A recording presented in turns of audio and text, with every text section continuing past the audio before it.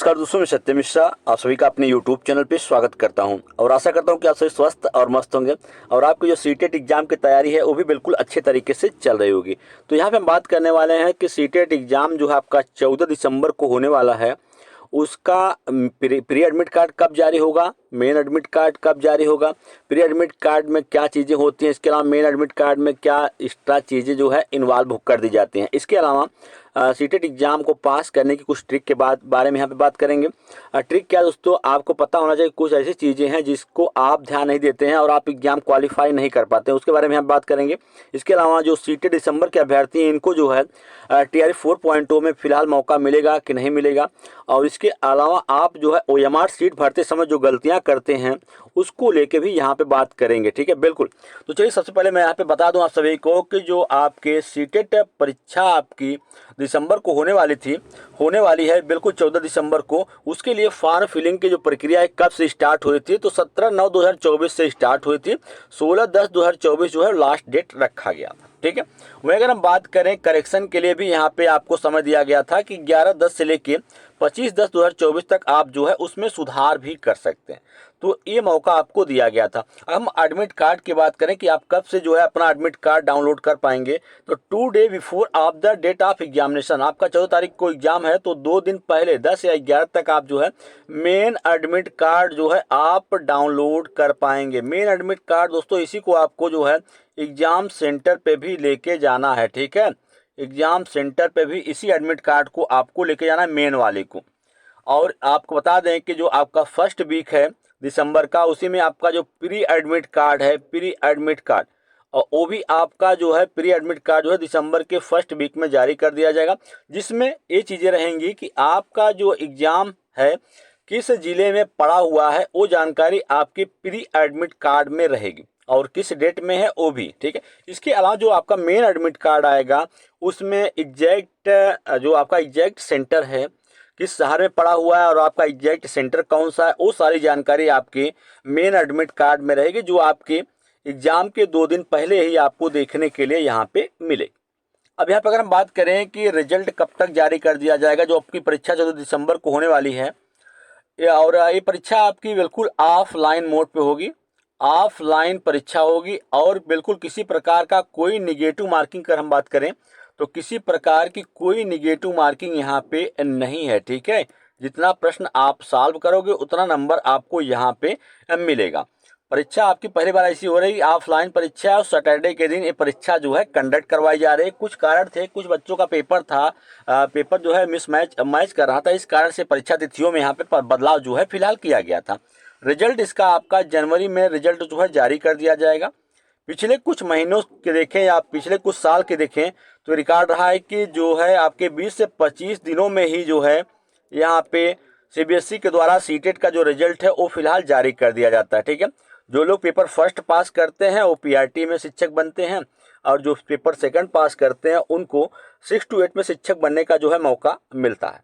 अब ये सभी अभ्यर्थी जो यहाँ पे सीटेट दिसंबर की परीक्षा को क्वालिफाई करेंगे, इन सभी को जो है TRE 4.0 में शामिल होने का जो है मौका यहाँ पे मिलेगा। ठीक है, तो ये रही अपडेट।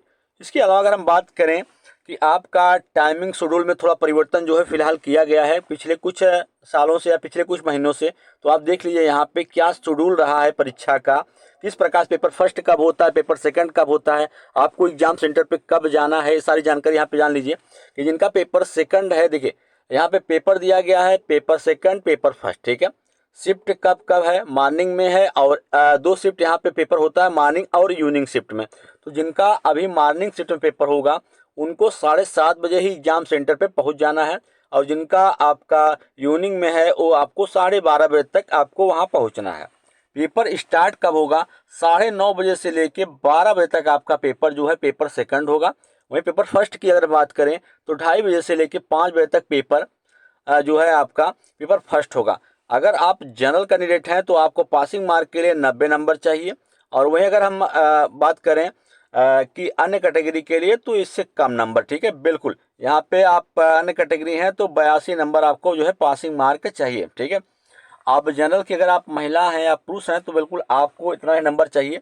और अगर आप बिहार में शिक्षक बनने जा रहे हैं तो फिर आपको, चाहे आप किसी भी कैटेगरी के हों, बिल्कुल, अगर आप बिहार में शिक्षक बनने का सपना देख रहे हैं और आप किसी भी कैटेगरी के हैं तो फिर आपको 90 नंबर यानी आपको 60% नंबर लाना अनिवार्य है। उससे कम लाएंगे तो फिर आप भी जो है जैसे लोगों को बाहर किया जा रहा है उस तरीके से आपकी भी नौकरी जो है वो चली जाएगी। तो ये रहा आपके लिए अपडेट। वहीं अगर हम बात करें कि आपको एग्जाम अगर क्वालिफाई करना है तो सबसे बढ़िया तरीका क्या है, अभी देखिए आपके पास समय बचा हुआ है तो बिल्कुल आप प्रैक्टिस सेट जितना ज़्यादा हो सके उतना ज़्यादा सॉल्व करिए, लेकिन टाइम मैनेजमेंट का ध्यान रखें। बिल्कुल भैया, टाइम मैनेजमेंट जो है बहुत ही ज़्यादा ज़रूरी है। अगर आप इस चीज़ का ध्यान नहीं रखेंगे तो आप जो है फेल हो जाएंगे और आप जो है एक कुछ प्रश्नों के चक्कर में काफ़ी प्रश्न जो है उसको छोड़ देंगे और जिस कारण से आपकी परीक्षा जो है क्वालिफाई नहीं हो पाएगी। तो अभी से प्रैक्टिस सेट सॉल्व करिए ज़्यादा से ज़्यादा और टाइम मैनेजमेंट का बिल्कुल ध्यान रखिए। दूसरी चीज़ें क्या हैं, PYQ बिल्कुल प्रीवियस ईयर जो है उसको सॉल्व करिए और उसमें देखिए कि किस टॉपिक से सबसे ज़्यादा जो है प्रश्न यहाँ पे पूछा जा रहा है उसको उस पर ज़्यादा फोकस करिए। अभी समय बचा हुआ है तो इस प्रीवियस ईयर को बहुत अच्छे तरीके से जो है उसको सॉल्व कर लीजिए, ठीक है।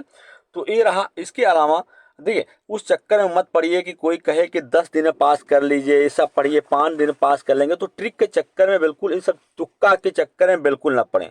तुक्का लगाने के चक्कर में तुक्का के चक्कर में बिल्कुल ना पड़े। तुक्का लगाने के चक्कर पड़ेंगे तो आप जो है अपना जो आपका प्रश्न आता रहेगा उसको भी आप गलत करके फिलहाल यहाँ पे चले आएंगे, ठीक है।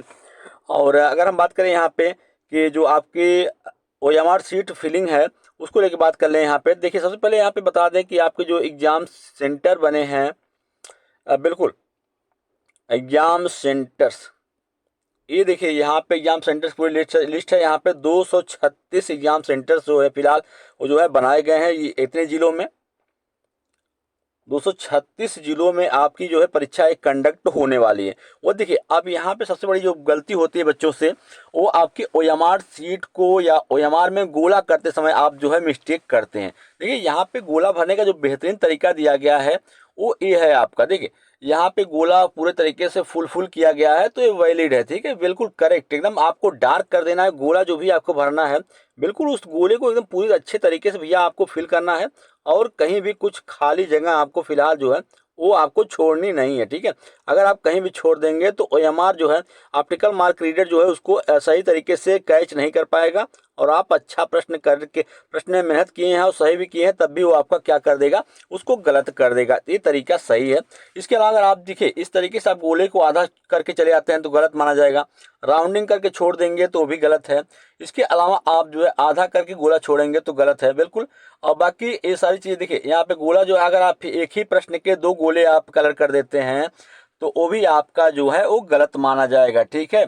तो इसका भी आपको बिल्कुल इन सब चीज़ों को आपको ध्यान रखना है। एक ही में 4 गोला करेंगे तो गलत, 2 गोला कर देंगे गलत, डाट लगा के छोड़ देंगे तो वो भी इनवैलिड माना जाएगा। तो इस तरीका आपको बिल्कुल ये जो यहाँ पे 2 गोले भरने के तरीके दिए गए हैं बिल्कुल इस तरीके से आपको गोला भरना है। नहीं तो आप जो है इस तरीके से करके चले आएंगे और आपको लगेगा कि हमने सही किया है फिर भी हमारा नंबर कहाँ कट गया। तो बिल्कुल इस तरीके से ही आपका नंबर जो है वो भी कटता है, ठीक है। इसको भी आपको ध्यान देने की ज़रूरत है।